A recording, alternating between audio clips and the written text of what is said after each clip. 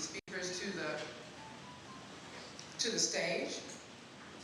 And as I call your name, you can kind of get yourself together and start coming. Come up here. Um, we're going to start with Latoya. Icon Hall of Famer over on the House of Ebony. Let's give it up for Latoya Ebony.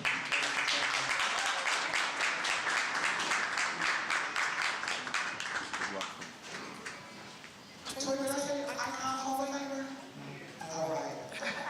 Just to let you all know, as we talk about status and ballroom, to be a Hall of Famer is a huge achievement. It speaks to the impact that you had in your community, to the states, to the world. And so Latoya was just inducted to Dory Corey's Hall of Fame in New York, which is the National Ballroom. Our next leader that we're calling up, he is not only the founder, some of you may have seen him on Apollo, but he's been around a long time. Pepela Beja was actually one of his parents, but he is also a Hall of Famer. He is the founder of House of Mizrahi. So let's give it up for the pioneer icon, Andre Mizrahi. Yeah. And next, one of our community advocates. You may have seen her throughout the community, but she's always creating resources for our community members and for our youth and children here in Milwaukee. Let's give it up for Tamika, also known as Latika Demira Alamikli.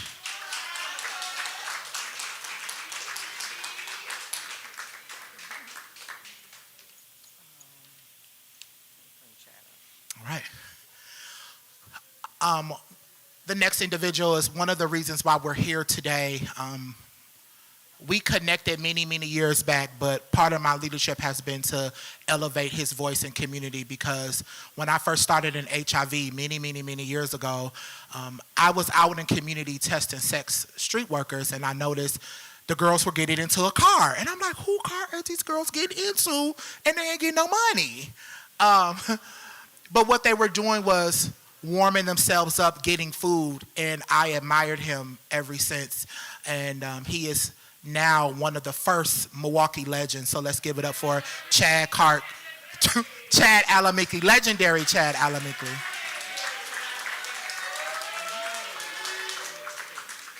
I can say it. It doesn't matter.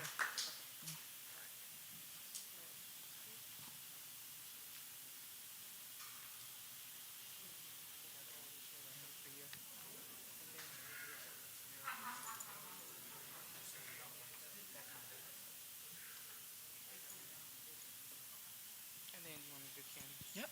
So our next one, another Midwest staple. He comes from Chicago, Illinois. He has been supporting of our scene since the beginning of time.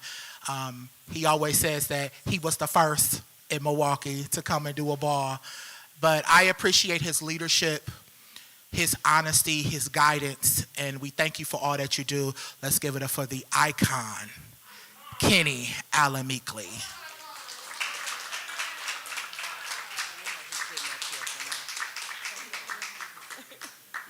Are we missing anyone? Who else are? Or is that it for now? Yep, and then I'm going to have these people come and sit in front. Okay. So we're going to have, thank you. Mm-hmm. So our goal is, can we give a round of applause to our ballroom? Please, this is amazing. Thank you so much.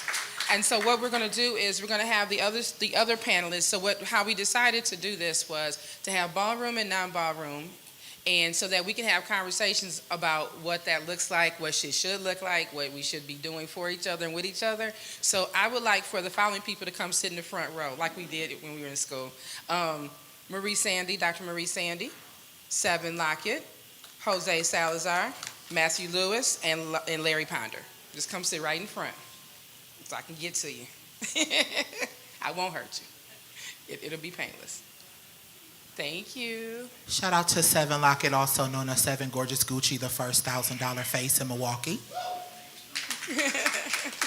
Shout out to Carrie Mizrahi, Secretary of the Milwaukee Chapter of House of Mizrahi. Okay. Ricardo, you need another chair up there? Do you want to, or are you going to be the walker? I'll walk. Okay. We could switch out. You just let me know when you need me to move. No problem. Love the collaboration. No second chair. We're fine. Thank you. Sorry, Pooh. She gonna sit. She gonna sit in it. And thank you so much. And I do want to make an announcement that if you haven't signed in, if you could please do that, we would appreciate it. Our funders would too. And if you have not, if you didn't know that there are services here today, there's COVID flu vaccine, COVID flu and Mpox vaccines that are available over the front from Health Connection Incorporated at no cost. And there's also free HIV testing that's happening in the actual screening room. If anyone gets tested or vaccinated, you will automatically be able to get into the ball on Saturday for free. So if you are interested, please do take us up on our offer. We appreciate it. So I want to make sure I made that announcement. Diverse and Resilient and 16th Street are the ones doing the testing. So appreciate you all doing that for us. And we also have Molina Healthcare here, as well as LGBT Community Center, and we have Planned Parenthood. So again, thank you all for being here and supporting us as we continue to culturally heal amongst each other. So with that said, we're going to go ahead. With the question? Yep. You want me to do that? Okay. Yep. So let's first start off with telling the people a little bit about yourself, who you are, and maybe one fun fact about you in ballroom. Let's do that. Start with the icon.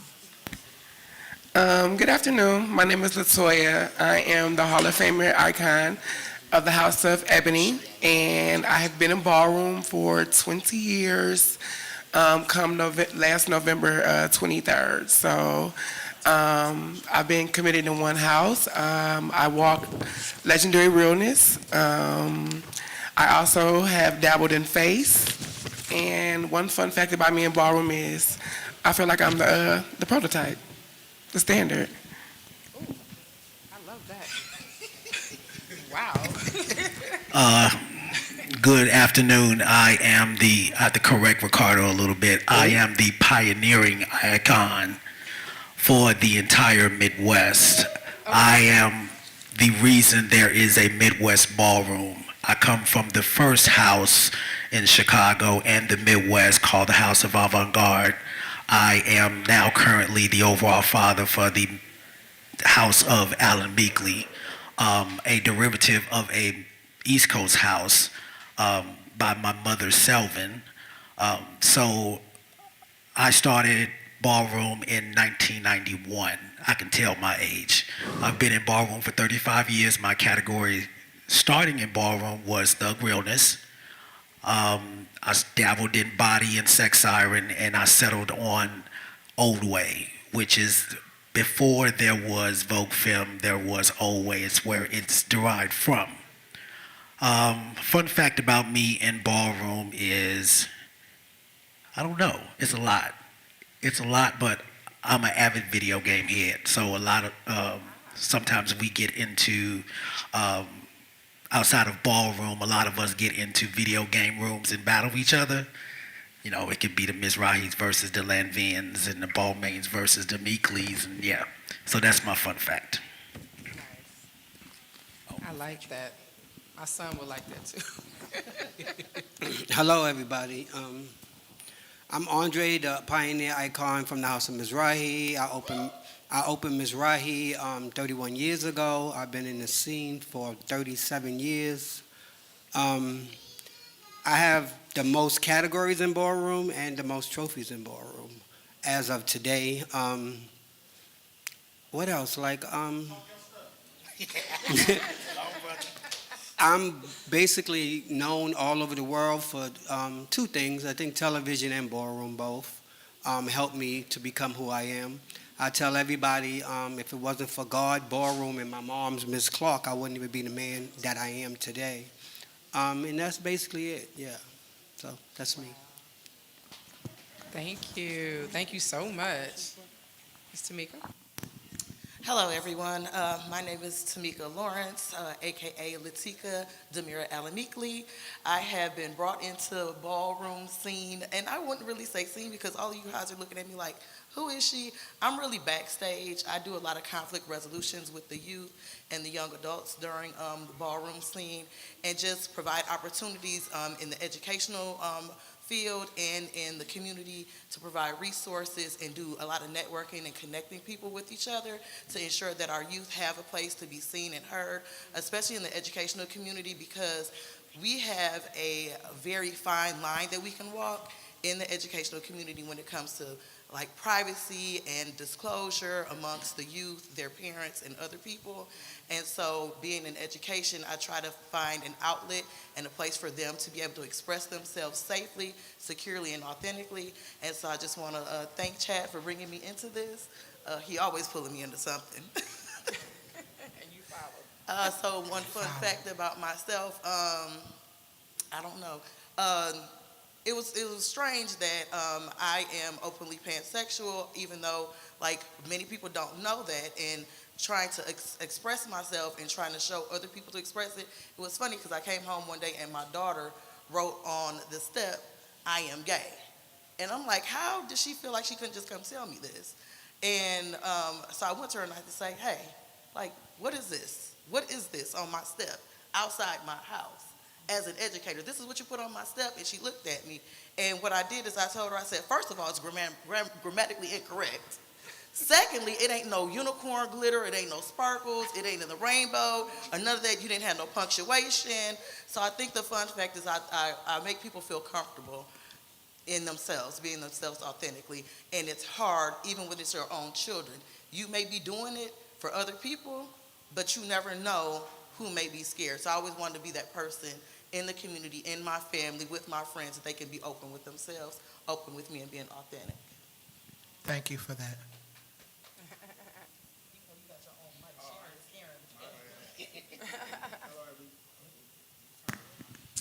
Turn it off and give it to me. Hello, everyone. I am Chad. I am legendary. My category, legendary category, is bizarre.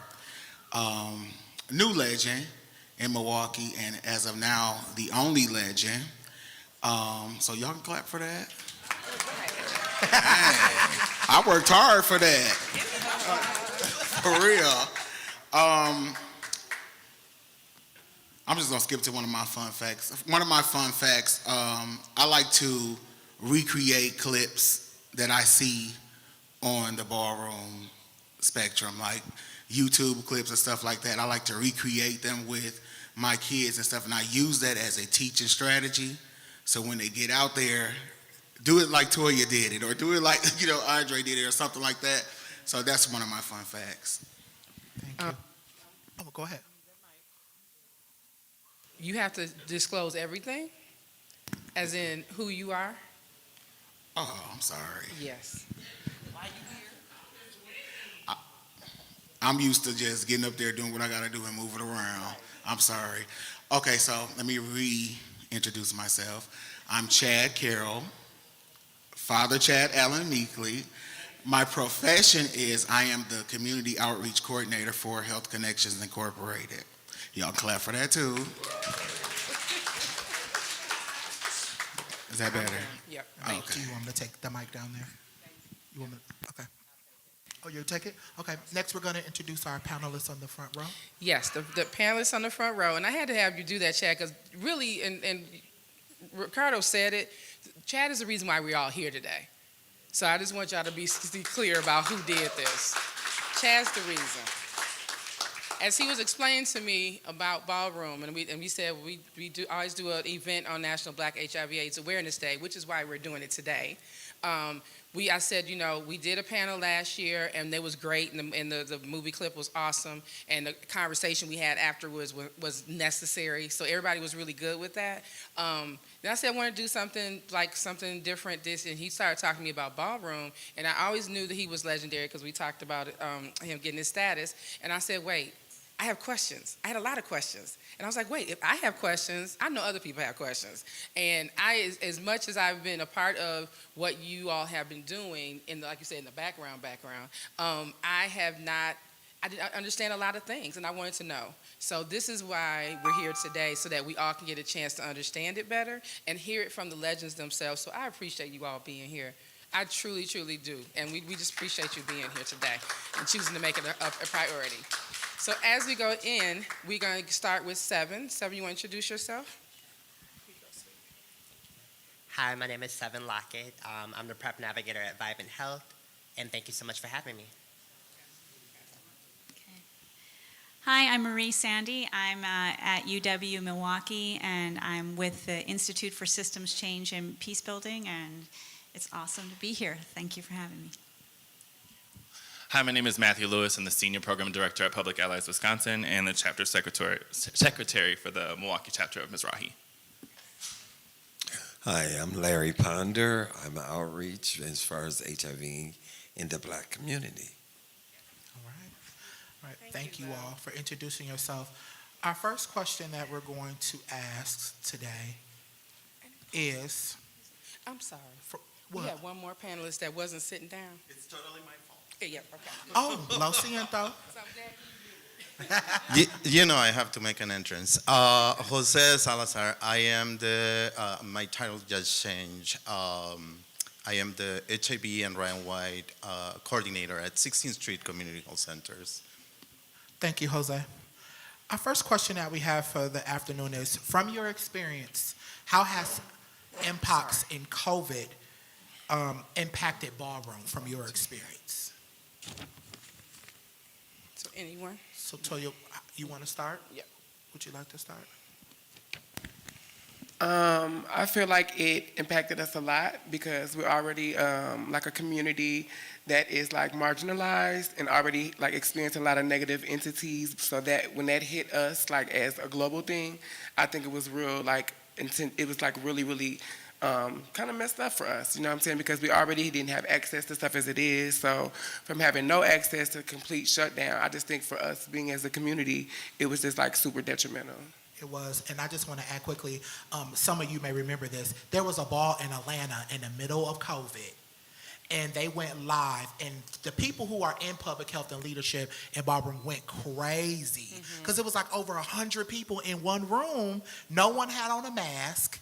And they was just all walking the ball, and I remember how much of an uproar it caused. And my first statement was, if y'all feel this way, then why aren't we getting vaccinated, right? So from that, I also recognize that there was a commitment to leaders who are more educated to educate and convince people in ballroom why it's important to get vaccinated. So when you said that, I thought about that. And then also to add on to that, I'm from Chicago, Illinois, and I also work for Howard Brown Health. 2 days ago, made me 6 years for the TGNC coordinator, the HIV program in Chicago as well. Thank you. Yes, celebrate those wins. Thank you so Amen. much. Anyone else would like to speak to their Tamika, experience? can you speak to it as an educator? What kind of impact that did Mpox, COVID, and other vaccines impacted the ballroom? So from my experience, it impacted the ballroom because you are now secluding them from being around their peers. If you want to be safe, because people may have, it's just safety measures that you want to put in place, and we want to also make sure that everyone is taking care of themselves and their loved ones. If they are now not able to be a part of their support system, it then starts showing out in depression, behavioral issues, all type of things, especially in the educational field. We have young people that are looking to get into ball. A lot of people that are one of my students, I introduced her to Chad. I don't want to say how many years ago, Poo Bay in the back, hey Zoe. That was their outlet. That was their safety net. That was their family. And then saying that they can't get together and express themselves in ballroom, that is going to have a negative impact on them socially and emotionally. So that is one of the things that I didn't notice. Thank you. I think that, well, from my experience, our community already has a hard enough time getting the individuals to get tested. Now you're asking them to get something, one, they know nothing about, two, don't know what the effects are going to be to it, and three, you can't even get together it's harder for you to even get together the way we used to. It's still hard. Ballroom had to recover from 3 years of not being this close to each other. When the city decided to shut down, there were people that ignored it, and a lot of those cases that came up truth of the matter, it came from ballroom, because some of us ignored it. We ignored it, didn't want to get vaccinated. It was like, not doing that. I'm fine. Until the leaders had to step up and say, you know what? My house is not doing it. That's the only way are still here. Some of us, the majority of us are still here. Because our leadership had to say, you know what? We got to take a stand on something like this. We don't know what this is going to do. We're watching people that are not inside of our community dying off, just laying in the hospital. So do y'all want to get to that point? Please, let's not do that. Yep. A lot of us took a stand. Nope, not doing it. We'll figure out how to do this later, but not now. Yep. And just to give you all some context, leaders in houses are equivalent to vice presidents and executive directors of organizations. So when your overall parent or your chapter parent says you can't do something, that's like, you bet not, unless you'll lose your job. You could potentially lose your job. Yeah. Anyone else? I'd just like to add on the upside to that, we are a resourceful people. So when we were shut down, we started doing balls online. So people were able to, like compete and do their category online. It was like one by one on the screen, and they got their money, and we mailed them trophies and all kind of stuff. So being resourceful and innovative like that, we kept ballroom alive in our different regions. We did an online ball here in Milwaukee called the I Am Ball, and it was actually, we had over 500 plus people attend on that ball, and we sent them their money via Cash App, and we mailed them their trophies. I was one of them that did not like the online balls. I couldn't do it. Maybe I'm from the 88s and all of that, so it was crazy to me. But it was always packed, though. They had me judge about 2 out of 500 because I couldn't do it. But it was good for the community. And I'm from New York, but I live in Atlanta. And it hit so hard down there from the beginning. We was lost. We was disturbed. We didn't know who to talk to. We didn't know what to trust. We didn't know where to go. It was so many different things. And, not to say blacks go through so much anyway. Is it black and gay, oh, you're really going through something. You get it? So at the end of the day, the trust was not there, and it was so hard to find in any type of way. So we had to try to trust somebody to move forward, to get better, and to take it. And I ain't even gonna lie, me myself took a year before I was like, I'm not getting stuck, no, because you don't know anything. So you hear so much on TV, you listen to so much, you don't know what's right, you don't know what's wrong, you don't know where to go. I am 55 years old, and to live this long in the gay community is a blessing by itself. So you try to figure out which way to go in life, period, So I was stuck.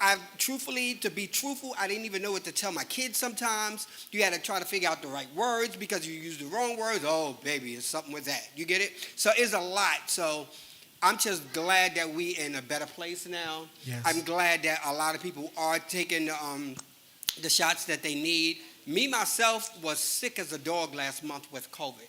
That was the first time I have ever caught COVID. I never caught COVID during the time when people was just falling out. But when I caught it, Lord have mercy, it hit me. I'm not one that ever been in a hospital. I've been in a hospital 2 times, and I'm 55. 2 times. I had prostate problems growing up, and after that, it was COVID, bitch. And excuse my language. But when I mean COVID hit me, bitch, I vogues a lot, don't I? Yes. Bitch, it hit me hard. I was in the house gaspitating for air. Like, I didn't know what was going. I was looking up like, am I leaving, bitch? Like, what is... And I'm serious. So at the end of the day, I'm glad that I did catch it to know exactly what it felt like for the other people, because I never had it during them 3 years when it was so strong. It was taking people out and this and that. But Lord have mercy, get a shot, because the bitch ain't playing out here. Yes. One of the things that I want to acknowledge, Andre approved, was that we actually did Mpox and COVID retreat in Washington, D.C. with the House members. And we came together, myself and other leaders, to educate people on COVID and Mpox and where you can get vaccinated, and did some data education as well. So that was a good opportunity, because in those sessions, we identified people didn't trust the science. They didn't want to know. So we needed to bring in trusted leaders. And so we worked with an organization in D.C. where we were able to get the space, provide lunch to the members and get them educated and give them a stipend for their time as well. Anyone else down here would like? Yep, I wanted to get them the chance to ask any questions that they have. So I'm gonna start with Jose. Do you have any questions about house and ball and anything? In the time of COVID, I think I can make a comment more than a question, and you can reply to it. As a member of the LGBTQ community, as somebody who grew up in a family that I was very privileged, right, to have my both parents accepting me and my siblings, and had that opportunity. It was very hard for somebody like me to live that way, right? For those 2 years or that year and a half that we were like, oh, do not touch, do not get close, you cannot go and travel and visit your family, you cannot get on a plane, all that kind of stuff. I cannot imagine how hard it must have been for people who don't have that kind of support. And I'm not saying that everybody now in the ball community is in that situation, but you guys are that family for your children, right? And they are your family and your support as well. So I cannot imagine how hard that must have been. And I agree with you, Chad. You guys are very resourceful.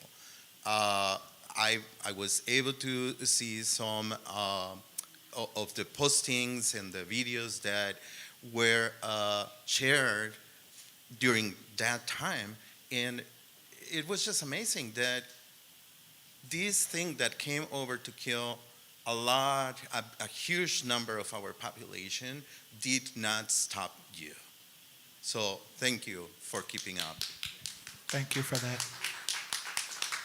Hi. So recently in the media, they announced that the long-lasting effects of COVID were the equivalency of HIV in terms of how it affects the viral system and just the system body as a whole. What would you say to the community who already has fear instilled into them, like centered around HIV or just the medical system as a whole? Because, with the Black community, we already, like you said, cannot get them tested, or people not wanting to discuss HIV as a whole. And now you're telling them that if they catch COVID, there's an impact or a potential risk that they may also have the same impact equivalent to that. So what would you say to that? What are some of the things that you're talking to the community about in order to reinsure that they should still be getting tested, or that it still should be masking, or whatever that looks like? They put it off on Toya. I'm always ready. I will tell them help convince them to still get tested and stuff, because this stuff we've seen over the pandemic, the loss of how that was and it impacted us, just like how we seen years ago, decades ago, when we were impacted by HIV and AIDS. So just like that, we want to get on top of it and be proactive to make sure that they're still taking care of themselves. What would you say to the media about that? Because that's such a big message to put out in the media, especially centered around Black and brown people, to be affiliated or associating COVID with something that we already have that type of history with. So what would you say to our legislation, or to some of these pharmaceutical companies? I would tell them that this is another form of trauma, and so why would you help continue the path of that? I would do anything to be able to vocalize that and to abstract that. Thank you. Thank you. So, And not to minimize what we're talking about, pharmaceutical companies have the unruly habit of talking about medicines and their side effects. The worst one for me is, and in certain cases, death. Who wants to hear that? Exactly. You telling me take some medicine for something, but that's one of the side effects. Right. But I would rather know that part than not know it. So when we're talking about COVID to our community, those things still should be said. The worst thing you could do is not inform fully what happens to people in our community that may be HIV impacted, have other medical conditions, and as I'm assuming as we get further down the road, we will talk about comprehensive health care for our community, which has not been happening. So my long and short of that is, be as informative as possible. Thank you. That will be our third question, actually. But I'm going to move into our second question. This one is around engagement. It says, how can agencies authentically engage and support house and ballroom leaders and communities? So we talked a lot about the medicine, the mistrust in medicine, and you spoke about the impact of media to community and being resourceful. So let's get into that. So can we start with Dr. Sandy answering that question? Okay. Yeah, and then we'll go down. Before we do, can we introduce Mr. Doherty? When you get to the mic, Okay. I'm gonna have to Okay. introduce at that point. So go ahead. Hi, I really appreciate being here and, learning about the resilience that you had during the pandemic. And I'm kind of curious, so you had these online, the ballroom events, and how has that changed how you're doing things now? Now that we're all kind of in a face-to-face world, how has ballroom maybe changed in some ways since you were doing stuff in the pandemic? I don't think it changed. I think it went completely back to where it used to be. They was kind of happy for it to go back the way it was used to be. Face-to-face is always better than television and a screen, so I don't think it changed at all. All right, and I also wanted to say, in response to your question, I'm hoping that, I feel like I'm at a university, part of our job is to practice deep listening and to learn that those who are engaged in transformative art forms that are healing, it's healing in itself, and then you can also bring in messages that it's going to keep our community safe. If there are ways that the university should bring its assets to bear to support you all, we would like to do that and to find ways to collaborate together. I feel like the people, Kurt Lewin said those who are closest to the situation or the problem are in the best position to solve the problem. I don't have the answers, but I'm, willing to listen and to collaborate with you and to kind of uplift all the positive work that's happening. So. Thank you, Dr. Sandy. And this is actually why I asked her to be a panelist, because I knew she had that heart. And she has a position, and she uses it for us. So I just wanted to make sure you all were aware of that and knew who she was. Yes. I think I have some feedback. I'm also interested to hear from you all as house leaders, parents, and mentors in this team, because I think one of the things we learned in COVID is community models of care is actually what pulled communities of colors through. And so one thing agencies can do is make space for that instead of co-opting it and rebranding it as interventions, while the people who create those models are nowhere to be found on leadership teams, on payrolls, those sorts of things. So I just want to name that specifically. Just shout out to TT and Chad. I think you all demonstrate what that looks like in Milwaukee all the time in terms of housing, feeding, creating space. And so I think if agencies are going to poster it as flyers to meet grant deliverables, then by the least make sure that the people who create those models are at the table to plan them and receive adequate payment for it. So Thank that's you my response. for that. Yeah. Okay. Hi, everyone. I'm Jacob Doherty. I am the HIV Prevention Unit Supervisor with the Wisconsin Department of Health Services. I'm really glad to be here. I apologize for being late. I was looking for parking and couldn't find it, so my apologies for being late. As far as the question around engaging authentically, I do think it's important from a perspective of state health departments, local health departments, and then also even nationally, the CDC, the NIH, all of those letters, the federal organizations, that they allow for innovation and creativity in the grants and the programs that they announce. A lot of times the funding opportunity announcements that come out are so restrictive that we end up just doing the same things over and over and over and seeing the same results over and over and over, and the same disparities and the same communities that are disproportionately impacted. So I think, yes, I really appreciate all of the energy and the resilience that everyone brings, but also the funding that goes out the door needs to allow for innovation and creativity and to do some things differently. I think that's really important too. And that's not on any of you all, that's on the people in power, in positions of power to do that. Thank you. I just want to add that when Erica and I were planning this in Chad, I was intentional about having Jacob at the table because as I worked at the state HIV program for 6 years, Jacob was my supervisor, and he is actually one of the people who supported me in being innovative with the funding, getting people in community pay, bringing people from around the U.S., from Japan, from California, into our community, and finding innovative ways to support those initiatives. So he's not only speaking to what needs to be done, but Chad and I are a product of what that looks like when you support those ways.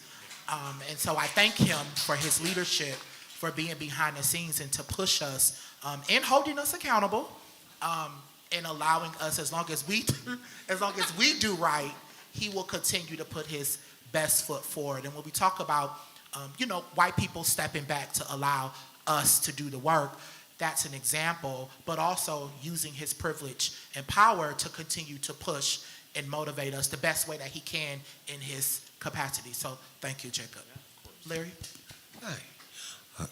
Well, I'm not with any particular agency per se, but however, I'm going to throw this out there. Change has a depth that a lot of us don't explore sometimes. So when you became innovative about some of the different things, as well as around HIV, the thing is when you have a question, also have a supportive answer.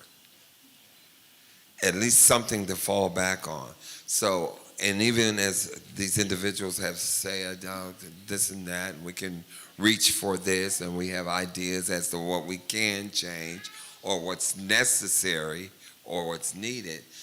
My point of view is this, is that let's change the mindset in order for us to agree to go forward. It's one thing to have one individual fight for something, but it's a whole lot of difference when there's 2, 3, 4, there's the change, 5, etc. Thank you all. Go ahead. Can I do a quick follow-up? And thank you, Jacob, for what you said and everybody. But I want to follow up a little bit on what Jacob just talked about and what you, Ricardo, reinforced with the experience working at the state.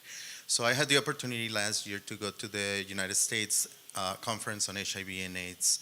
And there were, on the final session, that was a plenary session, there were 5 beautiful black women in positions of leadership in the organizations in the government, SAMHSA, HRSA, CDC, that they spoke about these things that Jacob just mentioned, right? And they said, we are no longer going to be funding you because you say you have, and I'm going to use 16th Street as an example, 55 years of experience working with this community, because you have ways to reach the hard-to-reach communities. You're going to have to demonstrate that, and you're going to have to work with the grassroots communities so you can actually make an impact or have an impact on the change that needs to happen in those communities. So thank you, Erica, for putting this together, because this is a great opportunity for that. Thank you. Thank you. Thank you Any so of much. you want to speak to how agencies can authentically engage House and Ballroom? Oh, so excuse me. Hold on a second. We're going to let the Hall of Fame. Sorry, I'm not on the panel, but I definitely have a point or a statement that I want to make. So a lot of the times we have agencies who interact with people from the community. They give us funds and resources, and they allocate them to certain, areas and things like that. But you also put people into these positions to evoke change. And when you put those people, the person particularly in those positions, you put them because you know that they're capable of being able to do whatever the work is needed or necessary. So when you have an organization that may undermine or undercut exactly what is trying to be done within the community, it hurts. It hurts. You have to be responsible of the impact that you are putting forth in the community, even if you're an organization who may be testing, or whatever the case may be. Do the research, go out into the community, see exactly what is going on, put people from within that community in those positions to be able to effectively evoke change, not temporarily because you see fit or it's allocated for this particular thing. Okay? Let's be very careful about that. Thank you. Okay, And Toya, I know. I actually want to say something about that. I apologize. So as Health Connections, we do our best to be as culturally relevant, culturally, congruent. We do a lot of fighting in the background, a lot. And we put ourselves in jeopardy a lot for the community because we do want to hear the community. We want the community to be at the table. The community also, which is why I had to say it right then, the community also has to understand that there are parameters within which we have to roll and do this in order for us to be able to be legitimate. We get audited. An audit is no joke. And if we get audited and because we don't have any paperwork on you, and I asked you for a W-9 and you said nope. And I said, wait, I'm sorry, I need a W-9. I need a W-9 so that my auditor we don't lose our 501c3 status that we fought for over $300. We're not doing that. And so I want to say that publicly because as much as we do the sacrifice in the background to make sure that we are here to be available to do this, give the resources and provide spaces like this and opportunities like this, we also need to make sure that you all understand that there's limits to how far we can go and you need to meet us halfway. So if we ask you to fill out a piece of paper, please just fill out the piece of paper. Because that literally can make a difference between us having our status and not. It's just that serious. I and tell them they're especially not going to get days. paid. And you won't get paid well. You won't get. I tell them that.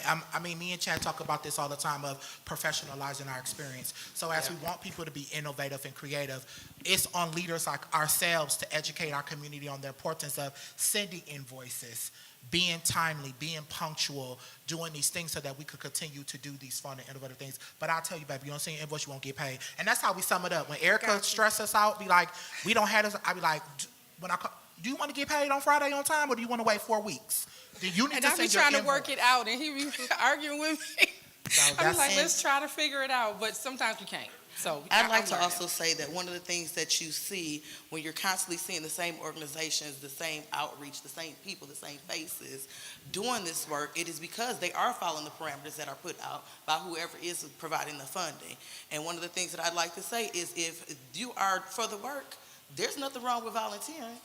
There's nothing wrong with putting yourself out there, your organization out there, your means, your whatever you have, that little bit you have inside yourself. If you feel like you want to get in and do the work, come do the work. Because sometimes it doesn't have to come from your pocket, it can come from your heart.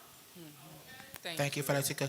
We're going to go to the next question. How has HIV and substance abuse impacted Ballroom and your leadership within your house? So this is to the actual leaders. Yes. I'll start with this. Okay. After Andre, we're going to go to Kenny. Hold the mic closer so we can get you. Oh, Pops, hold the mic closer so they can hear you. My bad. Okay, like I said, I've been in Ballroom for 37 years, and I never drank, I never smoked. That was just me. My family did, though. My mother had 13 kids, and all of them was crackheads. Trust me. So not all of them, but at least 50% of them. Like 30-year crackheads straight. So I've watched it all the way from when I was 10 years old, growing up, until now. All type of drugs, all type of everything. I promise you, my life seen it before. You get it? So it always hit Ballroom. And when it hit Ballroom, it hit some of my kids that passed away. I have probably like 15 different kids in the last 20 years that passed away from drugs. And it's so deadly because the only thing you can do is try to talk to them, but if their mind is not there, that's it. You get it? So at the end of the day, I'm always there for them, but it's crazy how the drugs have took over not only Ballroom, the world to me, completely. It's so out there that the only thing you can do is try to comfort someone else. And I'm true. I'm always true. What you see is what you get. So I would tell you the truth. And I tell my kids the truth in a Banji way. That mean in a Brooklyn way. You get it?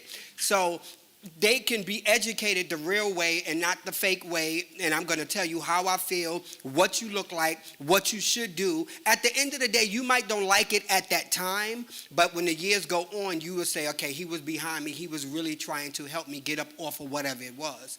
That's how my mother taught me. So it hurts because I promise you in the last 20 years, I probably buried so many people, friends and relatives and ex-lovers and family. It's crazy. It's crazy for me to come out in 1988 and I've watched over at least 1,000 people die.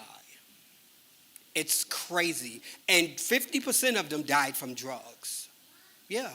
So, the only thing we could do is believe in God, always trust in God, and always do not, even your voice would always try to help the person that is on drugs. Don't just let it go. Don't just, they on drugs, I'm moving away. Your voice, if they respect you enough, you never know what they're listening to. You get it? So I would always sit here and say, just please try to talk to them, even if they always out there, at least give them your voice. It could be a phone call. It could be when you see them outside, because you never know what you might leave with them to get up off of it. That's how Thank you, Andre. Kenny?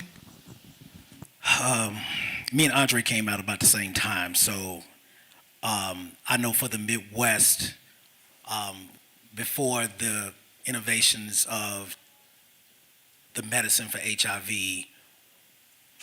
watching 10 or 15 of your closest friends die within a 6-month time frame, absolutely nuts. It impacts ballroom, but I think that back then there was not enough education on it, and again, there were not enough. We're not where we are now, where we weren't 20, 30 years ago. So people are living longer, but I think that there's still a lot of work to do in getting people resources. And when I say that, we have to, as leaders, we have to look at what got them to this point. What predicated you doing drugs? Did you have to have some place to sleep at night? We can't miss the precursors. And what happens with our community is we don't have those resources to stop the other part. So as we were talking about the last question, my thought was, well, HIV is not the only thing this community is plagued with. Where's the rest of the resources? Housing. No, not knocking nobody in Chicago, but in Chicago there is a program for trans women, housing, medical care, but for butch queens, black gay men, there's no housing program at all. From what I heard from Chad, that's probably similar in Milwaukee, if not the reverse of it. And the same with Atlanta. See, New York got it all, but Atlanta, oh, bitch, you'll be half dead. It's sad, you get it? Because at the beginning, I'm sorry to cut you off. No, you good. At the beginning, we already suffering. We are black, we're gay, we're suffering more than a lot of people, period. We are so back 400 years, and this is the truth. Mm-hmm. We have learned to even pick at each other and fight each other before the next race. Do you get it? So it's really sad that we are suffering, going through week by week to live, really day by day to try to make it. It's ridiculous. I'm gonna let it go. It's ridiculous. So people like Chad and myself, we have put ourselves out to our kids. I bought a house in 2014. Specifically, it's nobody but me and my lover 20 years. 22 years, I'm sorry, he'll kill me. But we have 2 extra bedrooms. My kids don't have no place to stay, come stay at the house. You need something to eat, come to the house. There are not enough resources or not enough positive leadership. I got to say it because some people in ballroom are not all the way there. Not some, 50%. Or don't have the resources to help their kids prevent them from getting to that point. Thank you. Toya, can you speak from a perspective of being in the field and working and being an overall mother as well? I don't know. Mine's is just more like short and sweet to the point because I just use the CC method. It's like you have to care and keep connections. So I think that that's very important and imperative because, like I said, we always have all these traumas and trials and tribulations and negative energies and always displaced. So when it comes to that and like drugs and drug abuse and like awareness about it, I think that it hits us even the most because we already displaced and disfragmented. So when you add that component, it heightens and it makes it worse. So you just have to keep connected to them. And like this Friday, I have to go to bury one of my kids in Cleveland. I live in Chicago, but I still have to fully commit to what I have to do to take care of my family. So you just have to love on each other. That's very important and keep a connection. Thank you. I appreciate Kenny mentioning the other social determinants of health that ultimately put people at risk for HIV. And that's someone that's worked at the state HIV program. Every year, the data stays the same. We haven't seen a change in HIV over 10 years. Actually, if you look at the data, it remains consistent. And where we do see change is actually detrimental, right? Like we're seeing a high rise in trans women, or we see people get tested and go to their first appointment for care, but after that they fall out of care. And that number in Wisconsin is actually low. It drops all the time. So it's what's preventing people from staying in care, for getting virally suppressed, what's keeping people from being consistent with getting tested. And Kenny, you hit it on the head. Housing, resources, food. And now that I don't work at the state, I can say this. It's almost as if like, if you're not living with HIV or you're not in these areas, you're not a priority. So how do I get those resources? As someone that's been testing all these years, I've seen people like they feel like they've gotten a better life since they now are living with HIV. Or you see people who are living with HIV and they've been so traumatized with the stigma of church and faith and family that they die, right? I mean, they die alone or they stop taking their medicine. Chad and I experienced someone in our community who was a showgirl with me who just stopped taking their medicine and was ready to give up, told us they were done, and they passed. And they were young. They were under 21 years old and stopped taking their medicine. And another community member got the medicine that they stopped because they couldn't afford to get the medicine. So we see this stuff on the grounds all the time. And when we have to sit at these tables with these agencies who are deciding where this money goes, or you get agencies that have the money and it's the same thing over and over, and then they keep getting the same money with no results. We hold them on their hand, and I say, but at what cost? So when we continue to give agencies funding and they don't do what they're supposed to do, at what cost, right? So when turning people into numbers, and we lose the humane part of people because we want to chase a number, right? So thank you for that, Erica. Absolutely. And Health Connections, the one way that I wanted to make an impact was to make sure that people had access to health care, especially those that had a hard time getting it. And so we do things in a way that's definitely legal. We're a medical clinic. We're brick and mortar medical clinic. We have providers, but I intentionally have nurse practitioners because nursing education is different than MD education. Nurses look at social determinants of health as a part of their training. And so that's what I look for is like, if they're not eating, then we're not giving them medicine that's going to make them sick. If they don't have a house, we're not giving them insulin that requires refrigeration. Like, we have to make changes and adjustments. Now, that might not be the best medicine for them, but that's the best medicine for them at this time, because that's what they can take. Now, let's get them into housing. Let's figure that out. And once that gets figured out, then we can change their clinical regimen. So that's where the intersection of the clinical and the social really comes into play. The other place that comes in, and you had mentioned it, is when we have social capital and relationships in the community, so that when we lose someone and they stop coming, we got somebody else to call. We can't just be out here just like, oh, they can't come. Oh, they ain't come? Oh, okay. That's not us. I'll do drive-bys. I'm like, what's the last address on file? Oh, okay. Because it requires that. And people need to know that you care for real. And you're not just a number. So my team gets at me all the time. My team had to get trained on this. If we go and we're setting up to do a service in the community and we get one person, then it's meant for us to be there for that one person. I'm not wasting a dime. I've not wasted, and I feel like we have not wasted anything. We are not doing big numbers here. We're doing important numbers. That's it. Every person counts, every life matters. So however we need to get to you, that's what we're doing. And if we got to come over and over and over again so you can trust us, then that's what we're going to do. And We're gonna show sometimes up at the that's same what it time. takes, right? It does. You're not gonna just because the need is there, or you know the disparity is there, doesn't mean that you're gonna get access to just all of a sudden test 100 people in a room of 500.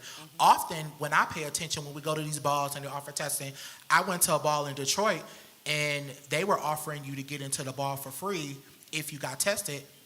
People wasn't going to get tested unless a trusted leader said, girl, go out there and get tested.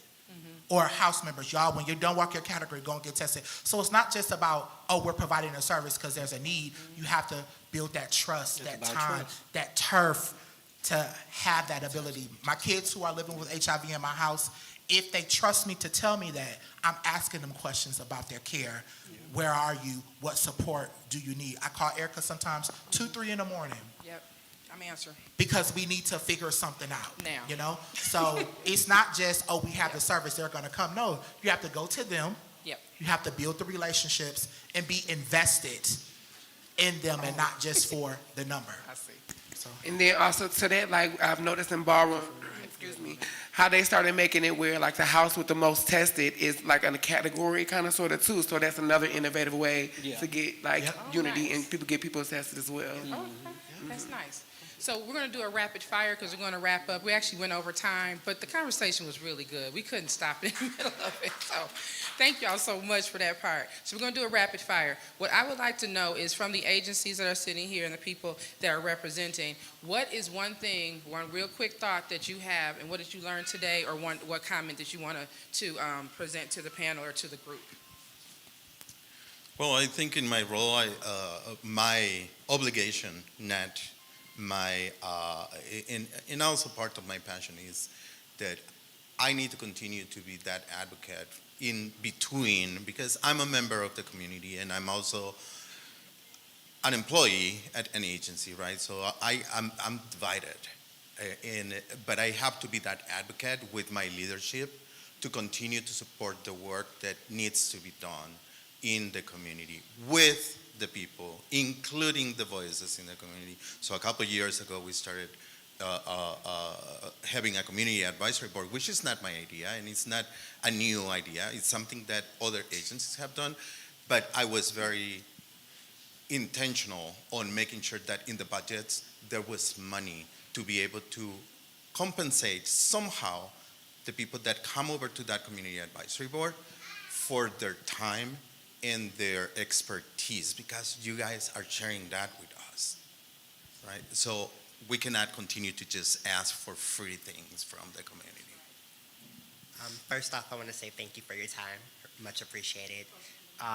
Ricardo and I talk a lot about intentional, relationships and connectivity with the community.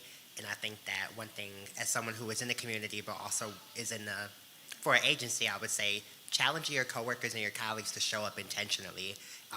Just as all of us said on the panel, sometimes it means going to like a ball or going to a community event and just showing up as a community member and just engaging with the folks, so that way they build that level of trust, especially considering the fact that a lot of these community agencies have predominantly Caucasian or white counterparts. I appreciate you guys for kind of echoing the sentiments that we're doing in Milwaukee, so thank you. And just to add on to what you're saying, I think that it's intentional that you have a lot of like for us bias programs, or like seeing people of yourself. You're going to get tested. You're seeing me there as a trans person or a person of color, or at a ball. So when you see a lot of the for us bias, I think it's more, the transition is really more smoother. Trust. Just a side note. Yeah. I want to add to what Toya was saying about a lot of for us bias.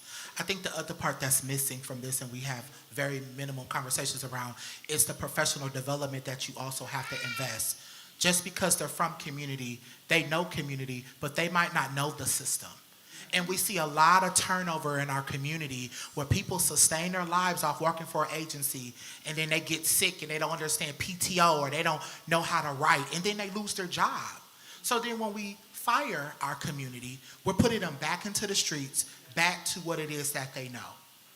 So now we're affirming what, I don't know about y'all, but what my parents raised me to think as a kid about the system. So when we are hiring from community, we need to understand not just the investment to support community, but to support them in their development to move further in the agency and not be stuck at being a tester. I was more than a tester, and I always knew that, but I didn't have the tools I needed until people like my mentors invested in me. There was a time where Chad and I could get no money from an agency because people didn't understand ballroom, so they just ostracized us. But we were committed to doing the balls for many years for free so that community members didn't have to worry about how they were going to pay to get into the ball. Then it became a thing is once we got past that, it was, oh, well, y'all don't have a 501c3, so we can't give you money. Then we found people who said on the back end, we'll do it, don't tell nobody. And we made it happen. So then once they realized they couldn't keep us down, then it was like, well, what next? Well, we're just going to keep thriving, and you can keep doing what you're doing. Then it became when we got to major national sources, they'll ask us, well, how come you're not collaborating with this agency and that agency? And I'll say, well, if they ain't done stuff for our community by now, why are we collaborating with them? For them to benefit off our leadership? Because they've been around 20, 30 years. If they ain't did the work now, why do we have to give up who we are to cater to them? When it's about the community, we are community. And it took a while for us to stand in that because we suffer a lot. Agencies pulling out, they feel away, oh, we're no longer going to support this. And it's like, wait, what? This is not even about us. This is about community. And clearly that's your mission. So what is the purpose, right? And so I think that's the part that we don't talk about. And how do we prepare our kids, our members, when things don't work out in their favor at agencies, but they're hounding you to reach numbers, right? My job is contingent on reaching numbers, but I'm not given the support to reach those numbers. No innovation. We're doing the same thing over and over. When I worked at Vivint, we were doing testing at the after sets. And I remember one time wanting to get the person who we were hosting the house paid. The trauma that I went through to get them paid was ridiculous. I'm like, you look at the numbers of the people who out of care, they're at that after set. If we're going into someone's house, they deserve to get paid. That's a service. And that's an expertise, right? So one of the things that I've been intentional about and we have is teaching our youth and our house members how to professionalize their experience. If you're a sex worker and you're telling me I need to be on North Avenue at 1 a.m. to test 12 people, that's marketing. That's evaluation. Knowing where community is and how they're mobilizing, that's a service and you deserve to be compensated for that expertise. And no one should have to conform to a system to get ahead in a way that doesn't inspire you. And I've suffered as a leader because of that, because I won't conform to what a system does. I could say the same, that I have not gotten further along in even reaching the people that I can reach because funders were like, wait, you're doing what? Who are you working with? Why is that happening? And I didn't work with, these certain people. And part of it was because those people weren't authentic and they weren't real about what they wanted to do and get done. And so I'm willing to do one at a time, if that's what it takes. I'm willing to do, and I get with funders, and even now we're calling it funder reform, because we're trying to get funders to understand, especially after COVID, that you have to understand all the elements that go into even getting people to be safe and getting people to trust healthcare. You have to pay for the development of those relationships. You can't just take my social capital and do whatever you want to with it. It took all these years for me to build that social capital. People have been talking about 50 years and stuff like that. That took a long time. That's no different than you working for a firm for 50 years. Like, we work hard in our community, but guess what? We can't leave our community. Right. You can leave a job. Mm-hmm. We can't leave our community. So when you hurt our social capital and you take it and squander it away, we can't get that back. We can't get that back. And so the suffering that we did goes in vain. And that's what makes us upset with funders. That's why I don't work with everybody. I cannot. Because if you burn once, that's, we figure it out. But then if we burn twice, we're not doing that.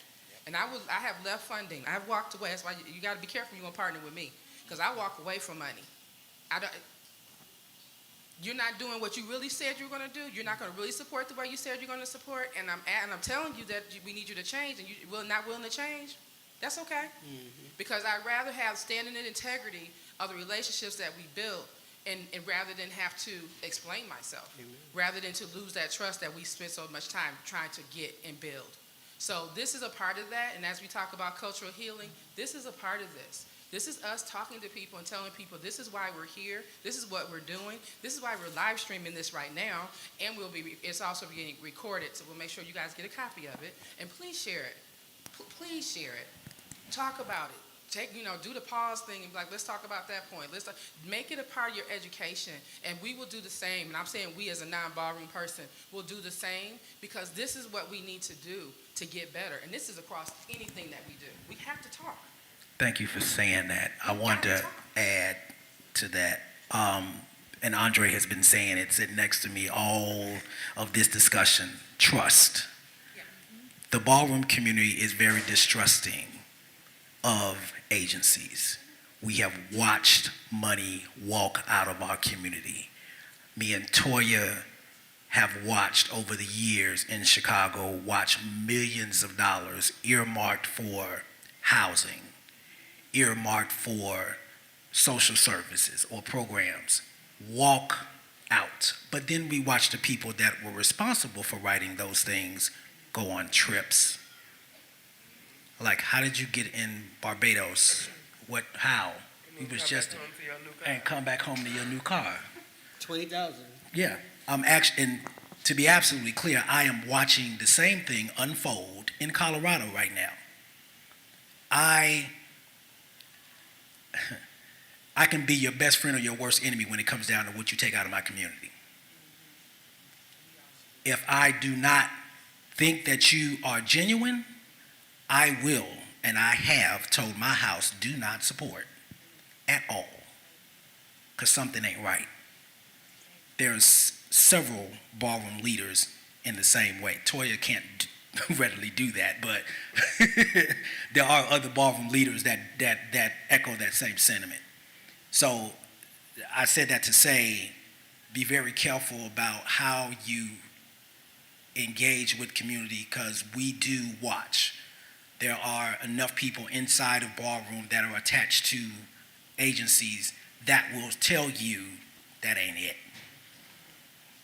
We can't say it, but they'll tell us how to retaliate professionally. Thank you for that, Kenny. You have one more thing to say before we wrap up this first segment? Yes. So one of the things that I want to echo off of is trust also. And the thing is that I look out here, I see everyone in here is probably like 21 and up, 22, 23. Why I was asked to speak on the panel is to just give you some insight on reaching the youth first, because one of the things is that a lot of us are already exposed to this. We're here and we sit on these panels and we come and we talk or reach out to the community, and we're in ballroom and things like that. But then as ballroom participants are coming up, those are our youth. And what we need to do, and I wanted to just put out there, to put on your heart, is that we need to start reaching out to our youth. I've been an educator for 25 years. I started when I was 2. And one of the things that I started working with Chad at Alliance High School. And he was really into bringing ballroom testing and awareness to the youth. And that's one of the things that we as a community, as agencies, kind of sort of forget about. Because you need to reach them before they get to the problem. If you can stop it and cut it off at the knees, how about go to the ankles? How about go to the shoulder? How about get it before it even touches their lives? That's what we need to start thinking about. So as we are looking to try to be innovative with our youth. Because they are going to be, yes, honey, Aaliyah, yes, baby. Those are the ones that are out here trying to live that fast, hard life. They're growing up. I have a student that it was close to my heart many years ago, and I just watched him develop from a freshman all the way up to now he's in his mid-20s, and battling with HIV.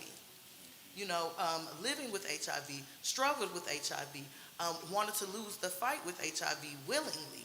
And it was like, man, just if we would have reached out to him more, if we would have had those resources for him more, if he would have been willing to have a safe space, have someone that he could trust. And then when he came into his own and said, hey, this is my truth, and this is what I had to hold firm and believe in and know, it was like it was transformative to him. So right now, the one thing I want all of us to take into consideration is that, yes, we are always sitting in the same rooms with the same people. It's always educated elders. It's always adults. We need to start reaching out to our youth. That's the one thing that I have to say that I take very close to my heart. There was situations even with like inside of schools. I know there's a couple of community members and organizations here that work within the schools or work within like youth organizations, but there's also parameters that we can't talk about. We can't disclose. We can't, we have to hold, okay, are they going, my word, they, because parents are not allowing their children to go by their trans or they want to go by their given name, not by their chosen name. And we're battling with that because we want to respect our youth and their wishes, but we also have to respect that these are their parents and they're underage. So we need to bring in organizations that the children can participate in and know that it's going to be confidential. They know where they can call. They can call somebody in the middle of the night and talk. Because as educational workers, I only can put my job and my livelihood for me and my children on the line so much. So we need to make sure that, yes, we're doing this and we're doing the work here with people in our age range, but we need to make sure that we reach out to that youth too. So if we're going to get innovative and we're going to think of new ways, you need to start down in the dirt. You got to start with where you can still mold them, not try to fix a problem that's already been created in the community. We need to start at the very, very grassroots, and that's our children. Can I? In the state of Wisconsin, and Jacob, correct me if I'm wrong, you can get treatment on your own as a youth for STIs and STDs. But when it comes to living with HIV and being diagnosed and care, you have to have a parent consent, which is wild to me, right? So we also need to work on the systemic and policy and legislative around these things to ensure that youth who are being diagnosed, because they're being diagnosed younger and younger, that they can get the services and that we can help them, because then we don't need a parental consent. So imagine a 16-year-old being diagnosed with HIV, but they don't have a relationship with their parents because they choose to be gay. They identify as being LGBTQ across that spectrum. Guess what's going to happen? They're not getting into care. And the parent may say, well, that's what that's what you get. So thank you. We're going to close it. I'm going to hand it over to Erica. Could I just make one last comment? I just wanted to say that I'm at UWM and I'm with you. And institutions have often had an extractive relationship with communities, and some of us are trying to change that. I wanted to say that there are change maker scholarships through the Institute for Systems Change and Peace Building.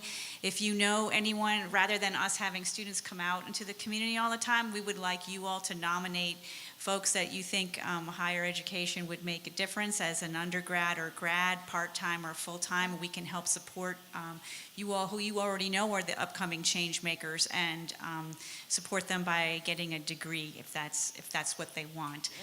For any nonprofits in the organization, if in the room, if you would like to partner, collaborate with me, talk to me after. Erica knows how to get in touch with me, because we also have relationships with organizations where fellows who are paid to come out to the community and work there, so they can learn from your expertise and also get their degree.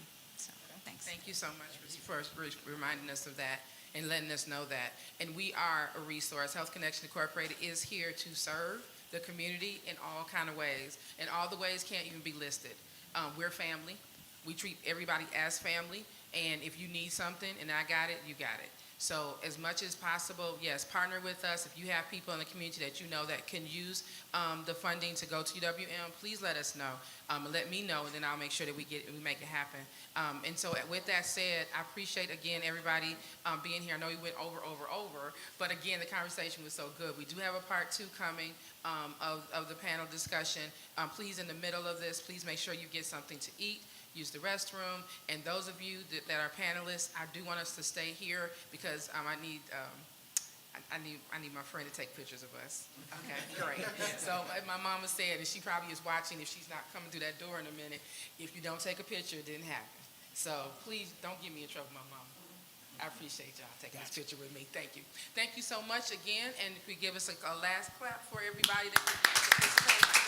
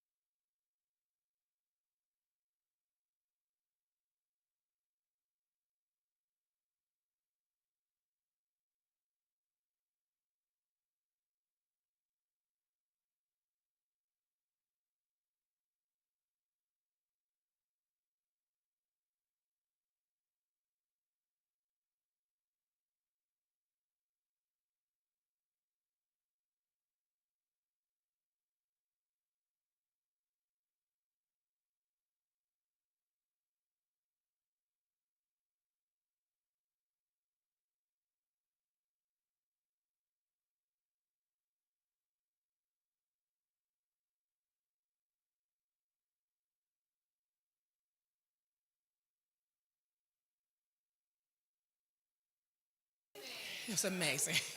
I love it. So we're going to start calling and where's Ricardo? There he is. Here Okay. I come. Here I Thank come. you, love. Yes, yes, yes. I need my code. I need my code. I need my nephew. Come on. Got you. Thank you. So nephew keeps me right. And make sure I say the names right. Yes, who you especially want the to call titles. first? So we're going to start with Andre. Okay. Ladies and gentlemen, let's give it up for not only the founder, but Hall of Famer, pioneer, icon, Andre Mizrahi. Thank you, love. Let's get Yep. All right. I stand corrected again. The Midwest founder, the pioneer, icon, Kenny Alamikli. Yes. We got it right. He'll never let me forget that a day in my life, as long As you live. as he should. All right. Another Hall of Famer, Dorian Coy Hall of Famer, icon over our mother, icon Latoya Ebony. She's like, I'm trying to get something to eat. All right, so then we want to do. Our community advocate, the one that keeps us together, the one and only Latika Demira Alamikli.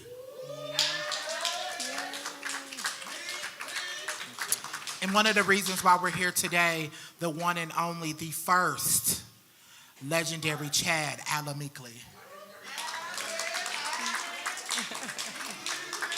Is that everybody for up here? Yes. And then starting on this end, we have Jose Salazar from 16th Street Clinic. 7 Lockett, also known as 7 Gorgeous Gucci, $1,000 first face of Milwaukee. And I forgot her title. Dr. Sandy. Oh, yeah. Dr. Sandy from UWM. Yes. Dr. Marie Sandy. Yes.